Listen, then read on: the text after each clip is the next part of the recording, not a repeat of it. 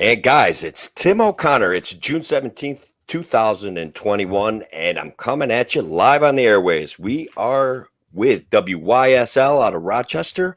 We are with WACK out of Newark, New York, and WENI, the Patriot in the Southern Tier. Guys, this is my first show on my own. Kevin took my training wheels away, and he wants me to talk to you.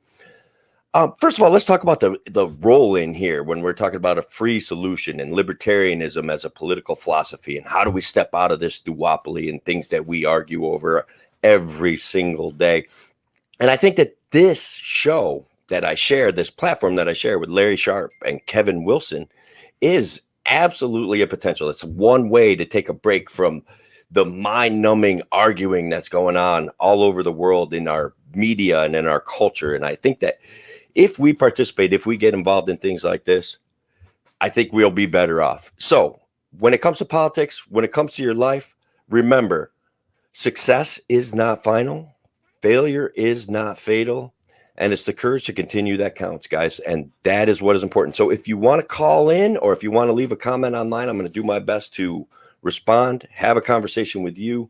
I've got a bunch of things to talk about in my stack of stuff here, and I'm really looking forward to this day. So let's talk about my resume and why maybe I might be interesting enough to listen to and might be interesting enough to spread the message of liberty.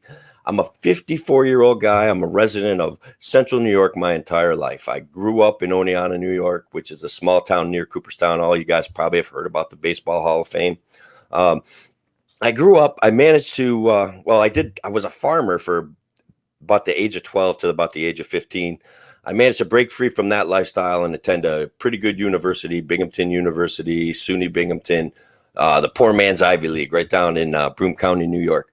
I spent 4 years there studying economics and philosophy. As a matter of fact, I have a minor in philosophy. So I'm actually talking about, I've realized a dream by being on this show. After I graduated from college, I went into the restaurant business. I was one of those kids that had to work a lot when he went to college. So I was already basically participating in the restaurant business. And so as a consequence, my first major career move out of college was working in the restaurant business. I managed restaurants, I bartended, I waited on tables, I did it all, and had an absolute blast doing it. Today, we're going to queue up some stuff about news. Why I want you to know that I was a restaurant guy is important. But we'll talk about that when we get to it.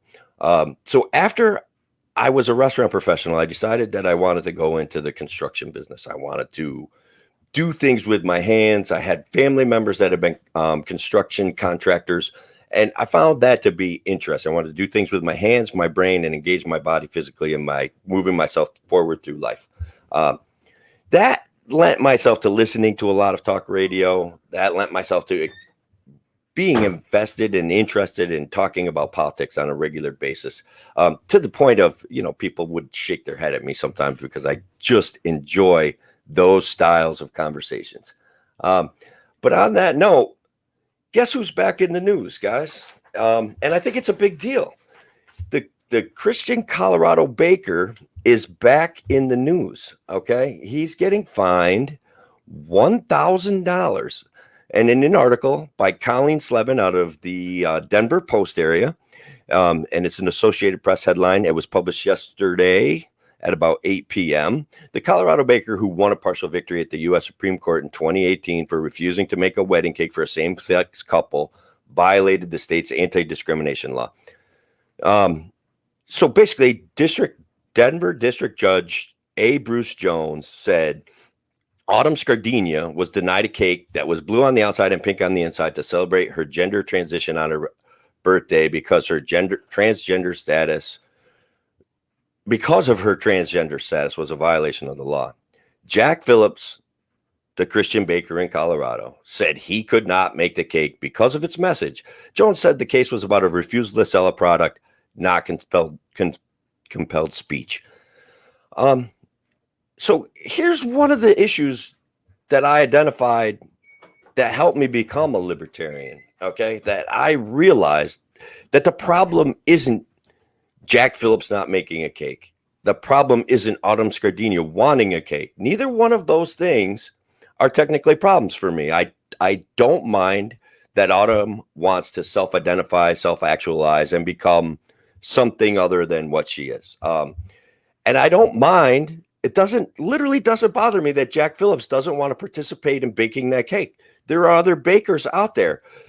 Where the problem rolls in, where the problem becomes a reality is that the state is used as a lever and as a cudgel to beat Jack about the head and try to force him to do something that he's not comfortable doing. Now, when we talk about freedom of speech, it's freedom of speech for everybody. It's freedom of speech from state threats, and it's freedom of speech for Autumn and for Jack. And I think that's where, as a society, the news wants us to take a side. We don't want Jack to get prosecuted by the state. We don't want Autumn's rights to be totally subrogated and for her to not be able to get a cake baked. But trust me, in Denver, there's bakers all over the place. She could get a cake someplace else. And guys, she has the right to decide who she is and who she wants to be. I'm totally okay with that. But I'm also totally okay with Jack not wanting to bake the cake. Now, if it was up to me, would I bake the cake? Absolutely. So let's circle back around to I was a restaurant professional for probably 14 years in my younger life. I worked with a lot of people that identified as homosexual, and guys, don't take offense at the way I'm talking. That's how I think I should put these things. So with respect to people that are homosexual, and it's not a choice, it's their life. Okay. I worked with a lot of guys. They're normal human beings. They want things that everybody else wants. When the big argument came out about gay marriage and things like that, like if they want to get married, it's a property rights issue. If they want to be able to make decisions for each other when it comes to end of life care, when they want to be able to fight over through a divorce who owns what, all of those things are individual human rights. I was totally fine with the gay marriage issue. I'm still totally fine with the gay marriage issue. And I kind of want to communicate the fact that we should all be fine with people who choose or are or decide to be what they want to be, being comfortable with that. And we can all be just relax and be comfortable with it. We don't have to worry about whether our neighbor is married to his husband or wife or something like that. That's their decision. I care about my neighbors. They care about me. Sometimes they don't care about each other because we've got Trump fans and we've got Biden fans, and they want to fight over stuff like that. And as a libertarian, there's one more area that I get to completely step out of that situation. So basically, I'm going to have to be like careful, guys, because I don't understand the necessary timing of these things. But I have a couple big issues to get into besides this Colorado baker. Today, the Erie County Libertarian Party is before the Supreme Court with Jim Ostrowski, and they're going to be talking about the Second Amendment. And I want to be covering that today. And I'm probably saying a lot, and I'm going to do my very best to not do a ton of Joe Biden imitations today. So when we talk about the Second Amendment, and when I start offering what Jim said to me last night about this situation, I think you guys are all going to find it interesting. And I hope that you hang in there with me and ask your questions, leave your comments, call in, guys, at 585-246-3000. Those would be wonderful ways to do it. Just give me a like. Let me know you're out there. Give me a comment. I'll try to answer it. If you have a question about what I'm talking about, if you find my positions offensive, please let me know. If you find that you want to disagree, please also let me know, because the bottom line is we're talking about liberty. We're talking about the future, and to do these things, we've got to have these conversations. Okay. We've got to be able to talk to each other. We've got to be able to imagine and work together for a better path towards our future. So I am not hearing any music in the background. There we go. I feel like I was getting it. All right. So guys, we're going to go head out for a few minutes. Please stick with us through the break. Please call in. Please like, comment, or share. And thank you all very much.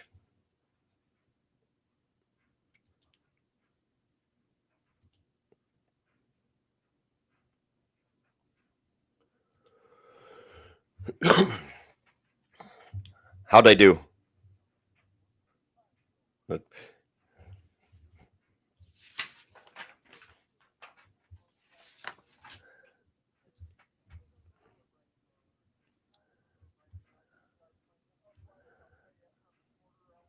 Okay.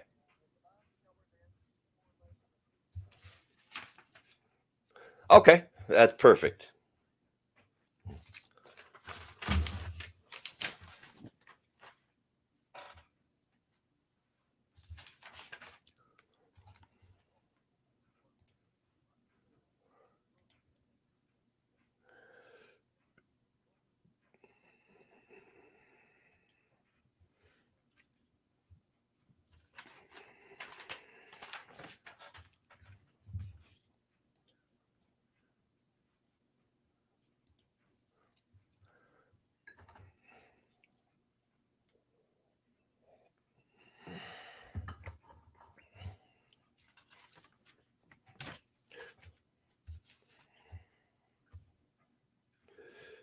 Bob, what are the FM numbers for WYSL?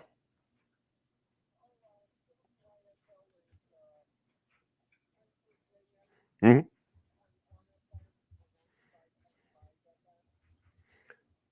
95.5? Okay. Okay.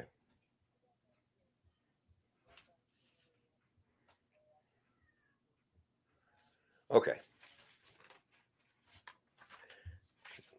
Okay, good. That makes it a little bit easier for me.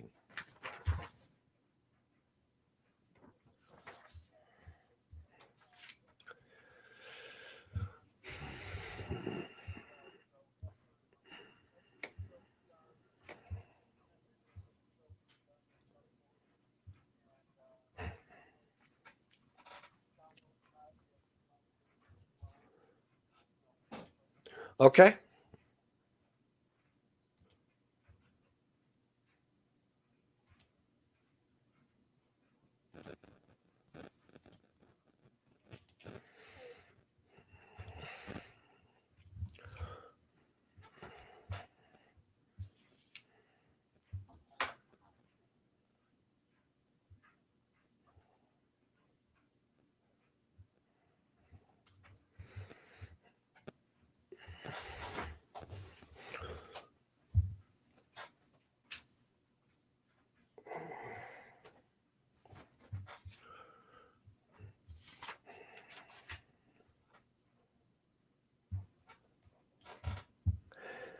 And I'm your host, Tim O'Connor, on the Voice of Liberty, WYSL 1040 AM in the Rochester area, WENI in the Southern Tier, The Patriot, and WACK out in Newark, New York. Guys, we're also live on a free solution at Tim for Liberty on the YouTubes, on the Twitters, and all over Facebook right now. So we're looking for the likes, the comments, the shares. Before we headed out to break, I started talking about the Second Amendment and a case that may, in fact, end up before the Supreme Court, right out of Erie County and sponsored by the Erie County Libertarian Party. So if we follow along here, guys, after 6 years of litigation and lawsuit challenging pistol permit law in New York State, the Libertarian Party of Erie County, New York versus Andrew Cuomo has been appealed and will be finally discussed by judges at a private conference today, right now, hopefully to be heard by the Supreme Court. We've seen recently, guys, that the Supreme Court has overturned the assault weapons ban in California. I think that these kind of things gives us hope that we will be able to push back against these unjust laws. James Ostrowski, guys, one of the few lawyers who actually successfully battle red flag laws in New York State, is leading this charge to get this case before the Supreme Court. So I'm going to quote Dwayne Whitmer, guys, who actually ran for the one of the houses of Congress this year, and I think he had a pretty successful campaign. And he's all about liberty. He is also the chairman of the Erie County Libertarian Party.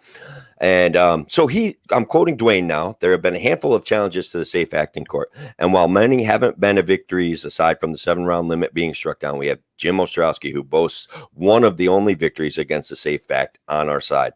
Success with this lawsuit will indirectly tear down how this legislation infringes on gun owners in New York State. While Republicans and other gun groups like to campaign and raise money on a platform of fighting the SAFE Act, the Erie County Libertarian Party and other plaintiffs have stepped up and have taken the fight to the judicial system. Now it's up to an alleged constitutional leaning Supreme Court to actually rule in favor of your right to defend yourself from a tyrannical government, or will they avoid the argument and be exposed as frauds? And guys, those are Dwayne Whitmer's words, which I love. I want to be clear. All right. So will they avoid the argument and be exposed as frauds, or will they take this case on and hear the merits of the case? So one of the interesting things about this case that's never been argued in front of the Supreme Court is that the Second Amendment implicitly and explicitly recognizes the government tyranny argument, that it is possible for a government to become so overbearing that the only way to push back is to enforce your individual rights and organize. And now these are not things that the Libertarian Party is advocating for. What we're saying is that we recognize it as a possibility, and that is one of the impacts, and incredibly important pieces of the Second Amendment. So I talked to Jim Ostrowski last night during an LPNY Legislative Affairs Committee feed where we were doing a wrap up of the year. And Jim said he is looking forward to this. He's ready for it and he's excited by it. So, but guys, here's the deal. Okay. I asked him if like the NRA was backing him. Did they help him get this case before the Supreme Court? And directly and deliberately, he said no. They have offered him no assistance. So when you guys get a chance, I want to use this platform to encourage you to participate in this case, okay? And one of the ways that you can participate in this case and future cases that will be brought by the Libertarian Party is to go to the Erie County Libertarian Party, hit their donate link, and send them a couple bucks. Like Jim basically did the work on this case gratis. I mean, he's not doing it for money. He's doing it to check out and put a check on an overbearing government. That's the reason he's doing it. The pistol permitting regime in New York State relies on a judge and a sheriff both approving your application to exercise your right. That is an overstep and infringement on your individual liberties, guys. And these things, then additional restrictions get added in urban areas and cities. So basically, law-abiding citizens, their rights to protect themselves, their family, and their future and their property are basically limited by the judgment of a sheriff and a judge. And so what Jim is arguing and what the case is all about is that is an infringement against your ability to protect yourself from a tyrannical government. And so this is going to be a particularly philosophically interesting case, right? If you have any questions or anything like that, why don't you give a call at 585-346-3000. 585-346-3000. And I'd love to talk to some people about their feelings about the Second Amendment. I'd love to talk to people about Jim Ostrowski, Dwayne Whitmer fighting this battle on behalf of every individual in New York State. And so I think that basically wraps up that piece of the situation when we want to talk about these things. Guys, so tomorrow, Kevin Wilson and I are going to be sharing this platform, and we're going to be doing like live news, real news, fake news, things like that. There's going to be questions like, you might be a libertarian if. So if you believe in your Second Amendment rights, perhaps you are a libertarian. And guys, I'm having a bit of a moment. If you could bear with me, you're going to get a Joe Biden imitation.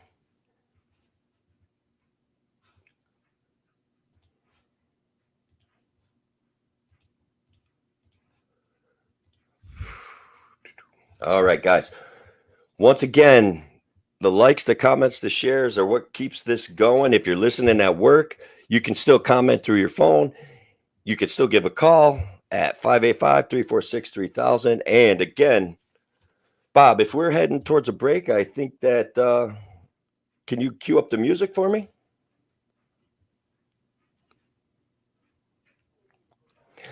Oh, okay. All right, guys, we got about 4 more minutes. Okay. So to circle back around to the ability to hold, frankly, non-competing positions in your mind. We're going to go back to Jack making the cake.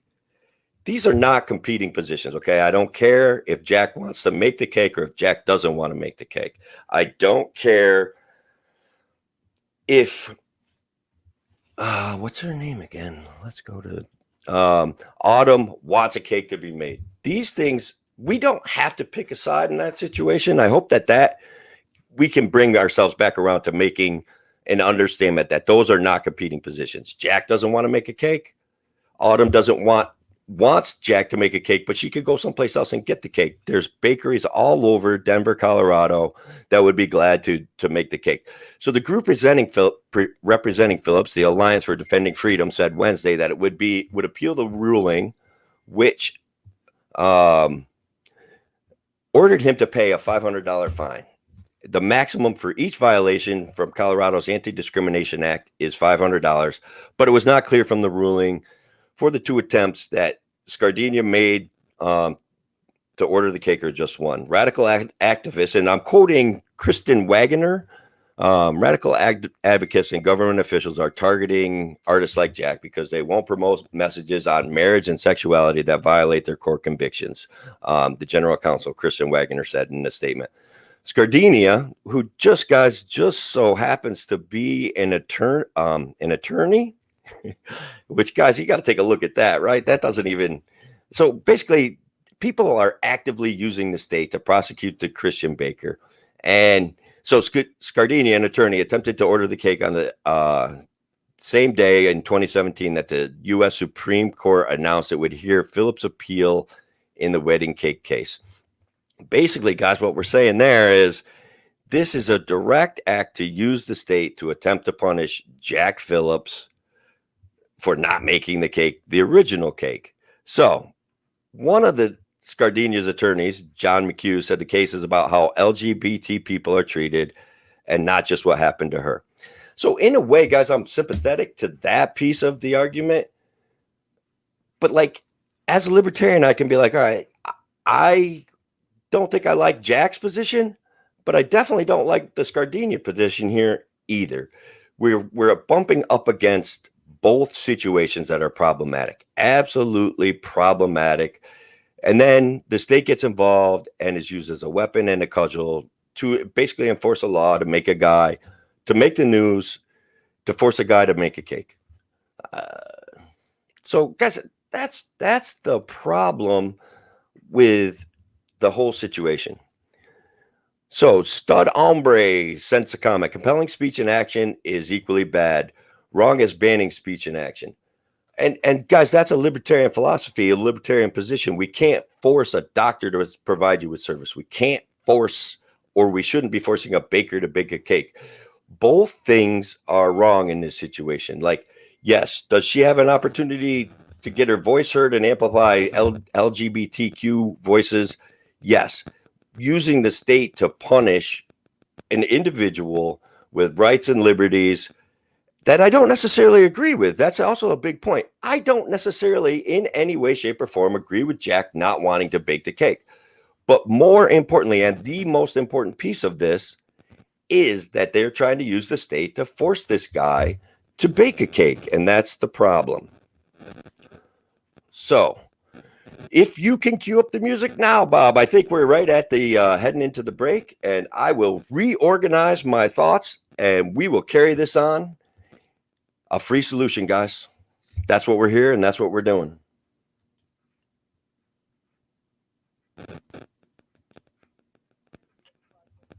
Fantastic. I apologize. I got him. Yeah. So I got a little bit nervous there, and I apologize for that. I'm going to be working on that.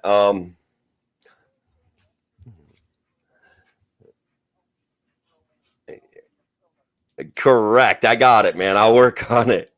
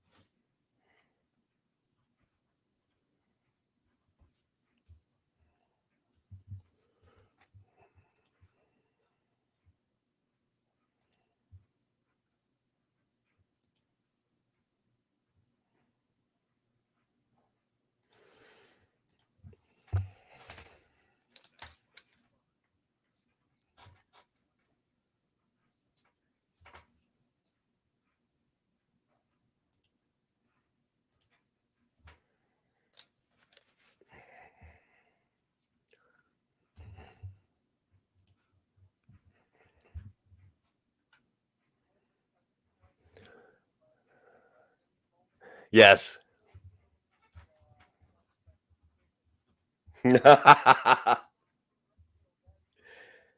Yeah, I know. I know. So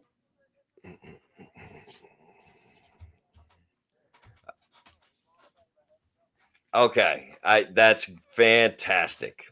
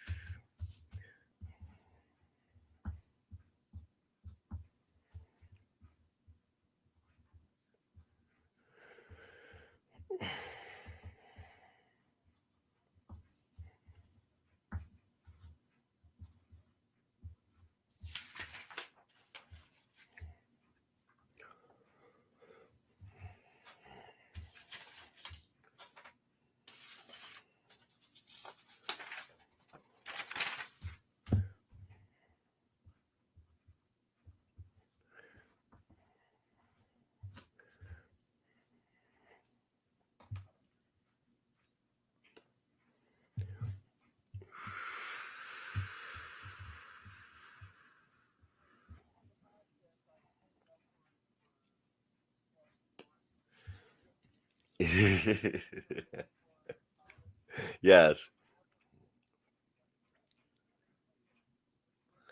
Yeah.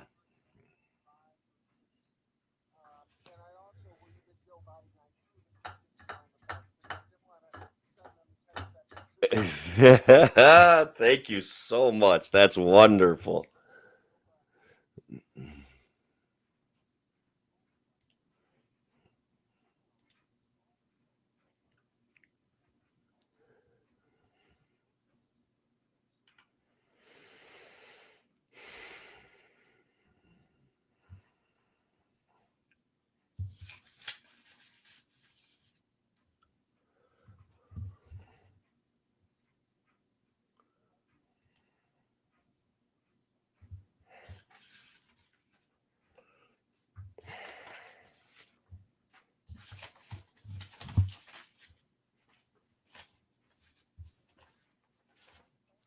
Okay.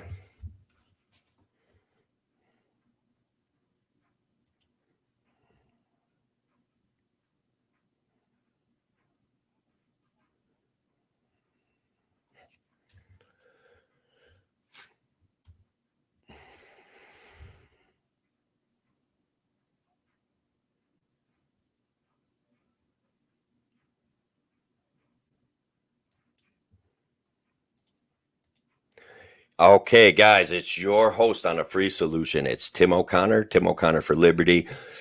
We are live on WYSL 1040 AM Rochester. We are live on WENI in the Southern Tier, The Patriot. And we are live on WACK Newark. And all over the internet, guys, we're at live on Kevin Wilson Libertarian page. We're live at Tim O'Connor for Liberty page. We're live on the YouTubes, and we're live on Twitter.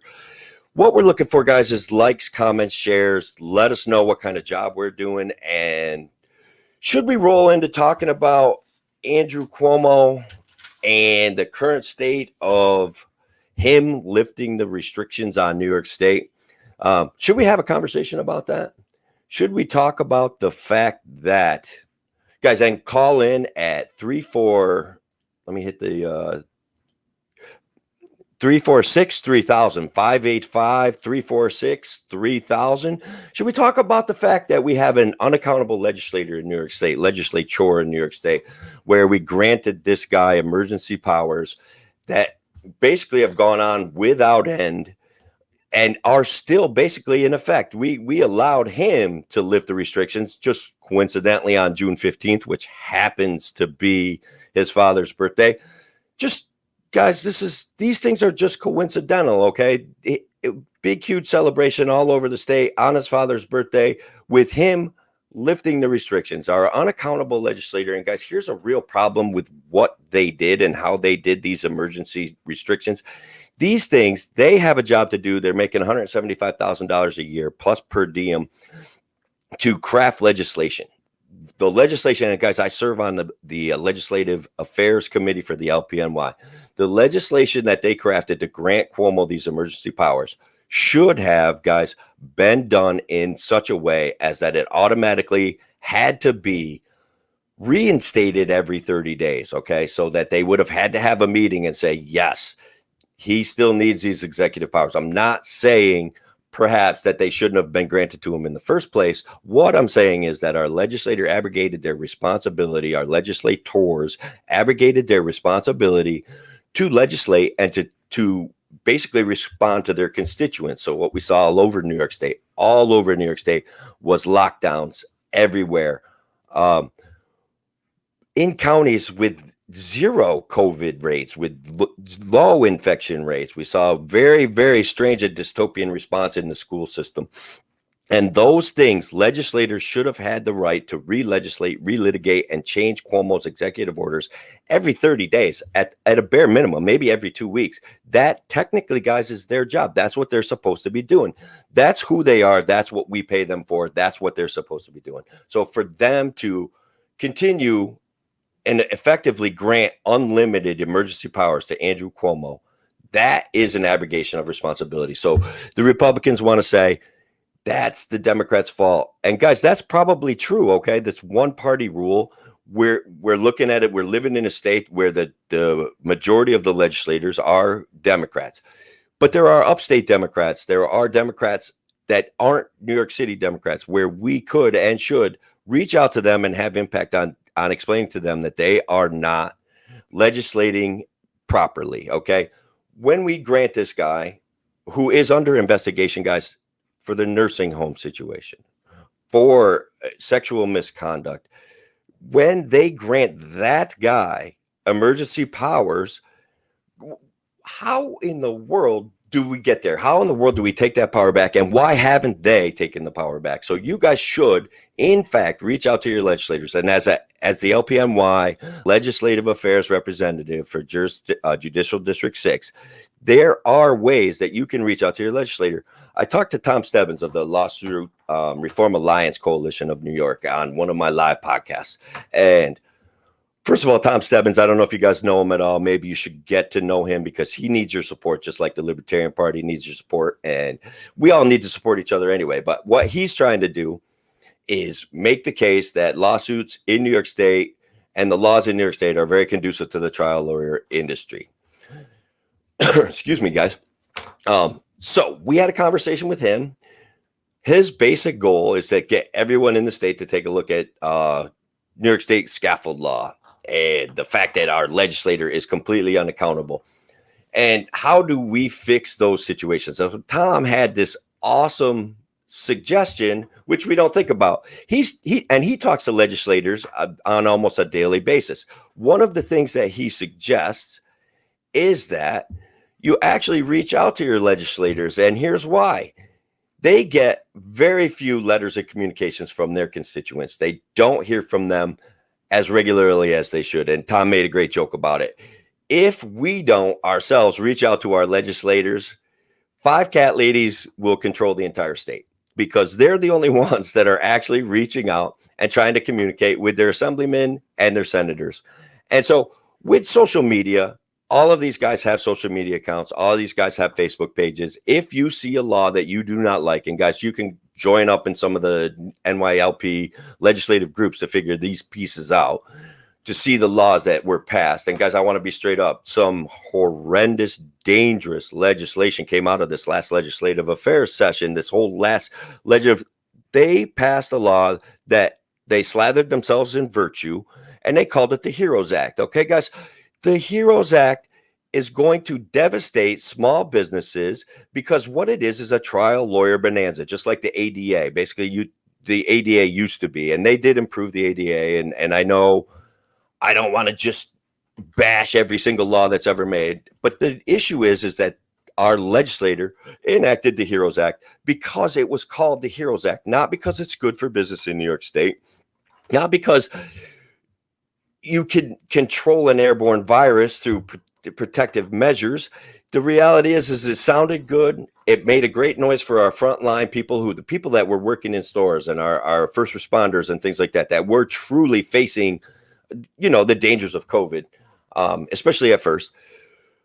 So the HEROES Act basically allows trial lawyers to shake down employers for like $10,000 if a person is afraid that the conditions in the employment will be conducive to an airborne contagion. But, and here's a big but, guys, follow along with this for a second. They did this and they exempted themselves. All governmental activities are exempted from the HEROES Act, okay? So your legislator, your assemblyman, they don't have to follow the HEROES Act. Your firefighters and your police, and guys, some of this is okay, but they don't have to follow the HEROES Act. So if you work in the government, you're never going to be able to take advantage of this. They did craft out or carve out some exemptions for businesses that employ less than 10 people. So if you employ less than 10 people, you may not have to face a violation of the HEROES Act. But if you employ more than 10 people, it is very likely that you're going to run across a malcontent that's going to be able to team up with a lawyer and find a way to shake you down for a $10,000 on your first offense. They passed the law. Cuomo demanded some chapter revisions, whatever that means. Okay, guys, but I don't think those chapter revisions have been enacted. And that's the reality. That's the kind of legislative, I want to call it legislative malfeasance that we're facing in our state. So how do you fight these things? How do we amplify our voices in such a way to push back against these things? And again, giving credit to Tom Stebbins, reach out to your local legislator, reach out to your assemblyman, reach out to your senator, offer them a few dollars, or guys, even better yet, donate $5 to somebody that may or may not run against them and send them the receipt. Donate $10 to that person. These guys want to keep that job. These guys want to know, and they want to hear from you. I'll be honest with you. Some of these people are really good people.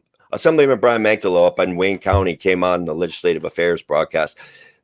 Guys, he cares about the state. He cares about representing people in his constituency, and he wants to hear from you. So that's one of the issues that's lacking in New York State, reaching out when you see bad legislation and talking to these guys. So we have to do it.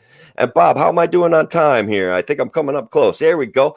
Cueing in the music, guys. It's a free solution. It's Tim O'Connor, and I'll be back in a few minutes.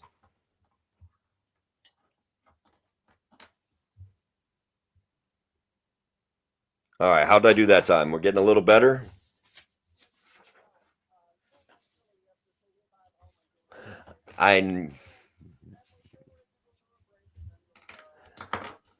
Okay. All right. I'll get the timing down better. I apologize, man. All right.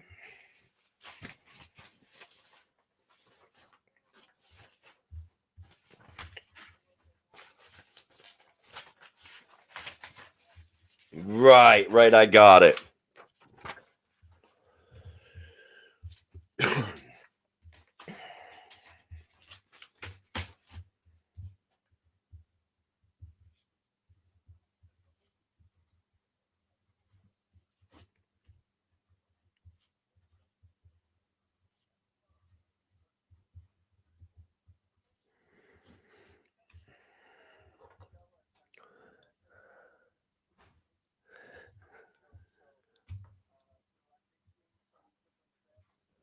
Oh, wonderful. Wonderful.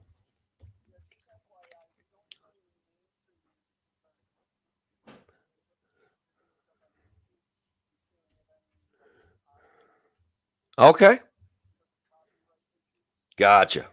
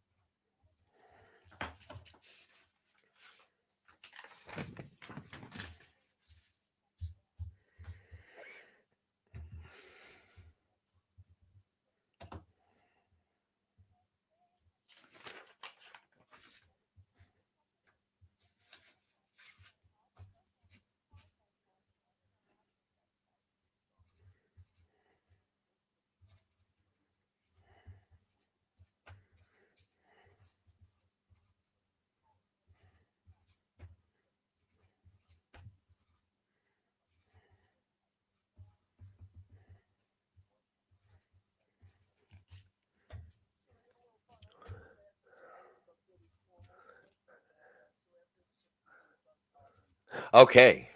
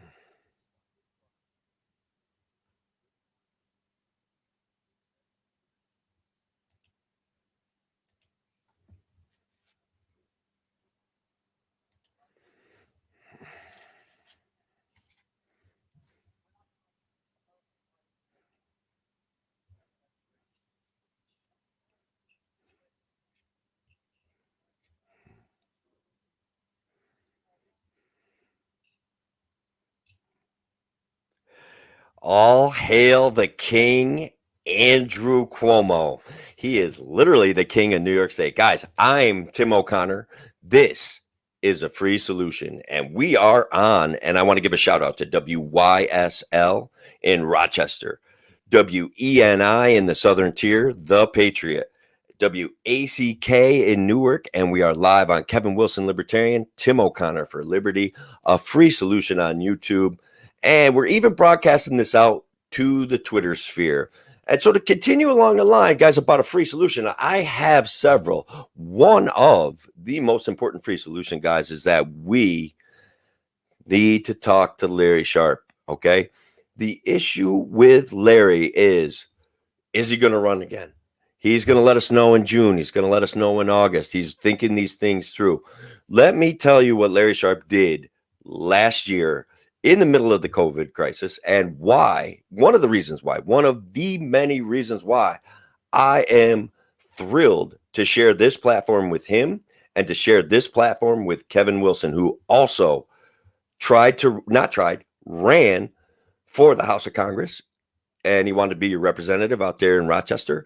And he certainly got a large number of votes. And why Larry Sharpe's candidacy and who he is important, okay? So the reality is Larry Sharpe, in the middle of a pandemic, went to all 62 counties in New York State to support the concept of spreading liberty and to support libertarian candidates who were doing their best, fighting the power exhibited in New York State. And guys, let me tell you, I ran for New York State Senate in Senate District 51. I ran as a write-in because my petitions got invalidated by, guys, check this out, I didn't know my own address. That's the system that we are facing, okay? Their complaint about my petitions, and I drove 1,000 miles to get 27 signatures, and I know that the bar to getting on the petition onto the ballot was relatively low because we are a third party with certain lack of population, certain lack of numbers, but it was still an immense feat. Okay, I put in the effort, I put in the time, I drove all over the place. I ran as a write-in candidate. I think I got a couple thousand votes. But Larry Sharpe and I did 9 events. Now, Senate District 51, I don't know if you guys are aware of this, literally covers from Ulster County out to Cortland County. And gerrymandering and the gerrymandering of New York State is another show, an entire huge topic all by itself that I will get into in the future. But Larry Sharpe came to my area 11 times, did a live show, offered us his platform, and guys, he does really well. Okay, he has a lot of viewers, he has a lot of people participating, and guys, thank you all for all of your comments and all of your shares. I do want people to call in and have conversations with me, but okay, that's going to happen at a later date. Larry Sharpe went to all 62 counties in New York State and offered solutions. I can remember sitting on the Erie Canal after having lunch with him up in Herkimer and him saying, look, what this needs is excitement. We need hoverboards. We need hover boats. We need something new to bring people into this area. We need to take this beautiful infrastructure built 100 years ago by, developed and built 100 years ago by people wanting an interesting way to transport goods and services across New York State. But the problem is that it costs New York State millions of dollars to maintain that. And basically, there's no revenue, no real amount of revenue being generated from it, but it already exists. It's already in shape. So Larry Sharpe says, what we have to do, guys, is put this to work, making our communities better, making this community better. And guys, when we take a look at the population situation in New York State, we cannot deny, and anyone that tries to deny it, that we're losing people in upstate New York, that we're losing people all over the state, that's nonsense, okay? And they told me I can't swear, so I'm not going to, but I want to tell you that outrages me. I think that the undercount is in the number of people that have left, okay? When I know 15 people myself that have left New York State for greener pastures, lower taxes, more interesting and exciting economic dynamics, okay? When I know 15 people myself, and you probably all know, and it's not the same 15 people, you probably all know people who left this state based on the government's response to COVID, the increasing tax burden, the lack of economic opportunity. When we tried to deny that, when all hail the king, Governor Andrew Cuomo tries to say he's going to take legislative or judicial action to try to deny the fact that New York State has lost residents, we're living in a clown world, okay, guys? That's a bottom line. This is a real thing. When they try to fight it the way they try to fight it, they are not serving us. And that, guys, is a free solution. Force them to serve us. And a free solution, develop the Erie Canal area for tourism, better, bigger, brighter, more fun. The thing that Larry and I talked about, and where I've actually helped him on, okay, is qualified immunity for police officers. The situation with police officers, guys, and this is where I think the Libertarian Party maybe went sideways too quick. And so let me try to explain it this way. Our life in rural New York is incredibly and entirely different than densely populated urban areas, especially New York City. We have no real concept of what policing works like in New York City. And here's how it works, guys. If my kid gets a ticket from a police officer, I could probably be in touch with that guy's mom or his boss within 5 minutes. That's the reality in rural New York. That's a reality. Now, when you're dealing with that kind of situation in Rochester, and Kevin Wilson did a great show on the police accountability boards, and I think you guys should go back and check that out and see what he's talking about. And guys, this is the other thing I love about the Libertarian Party.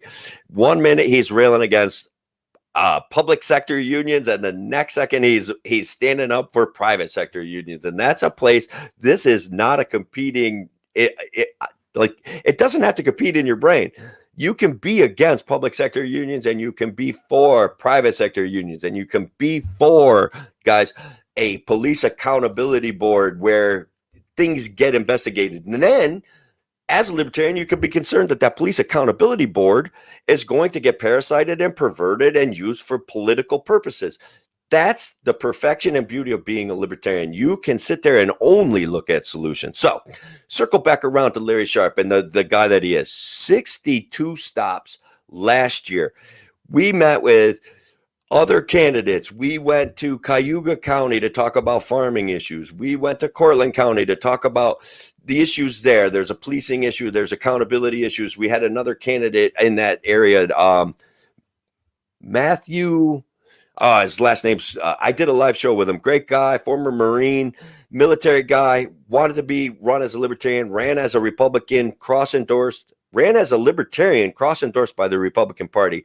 And guys, that's going to happen more and more, but that's a Democratic stronghold, okay? So he got a large number of votes, 15,000, 16,000, which is pretty good. Stephanie Cognac Jackson also ran as a Republican and a Libertarian, got also 25, 30,000 votes out of the Syracuse area.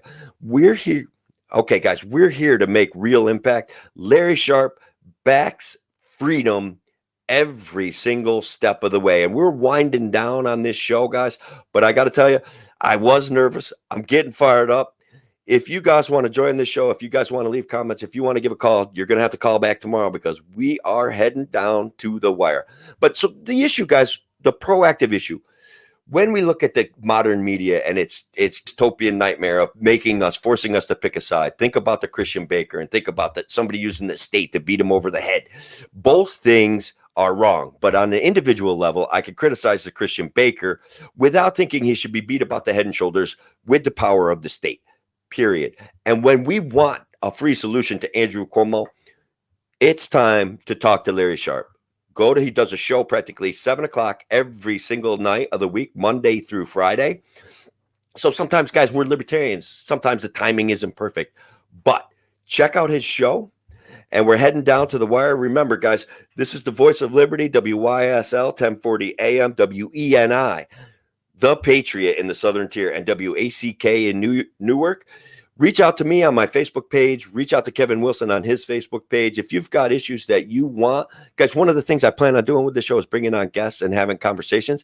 Next week, Thomas Daniel Queter, candidate for New York State Senate, District 52. He's already announced his candidacy.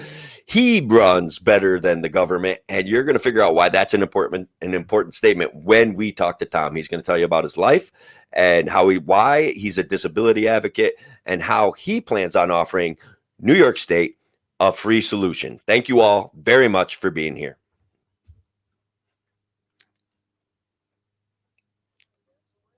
All right, brother. Thank you very much. I hope I was good enough. I hope. Okay. I am. That's the plan. All right. Thanks, Bob. I appreciate it. Oh, and to all you all out there that gave me the likes, the comments, and the shares, thank you very much. I hope you can hear me, and I hope you continue to join in on Tim O'Connor for Liberty, on A Free Solution, or at Kevin Wilson Libertarian. And guys, again, I want to reiterate my support for Larry Sharpe and what he's doing to spread the message of liberty, what I'm doing to spread the message of liberty, and what Kevin Wilson is doing to spread the message of liberty. And let's not forget Dwayne Whitmer and Jim Ostrowski arguing for your Second Amendment rights, basically for free. This isn't a money grab, guys. This is a real thing. Anyways, again, thank you all. I hope you enjoyed the show. If there were glitches, please message me. Let me know. I'm a little bit of like 54 years old. I'll get one of my kids to help me straighten this stuff out. Thank you all very much and have a great day.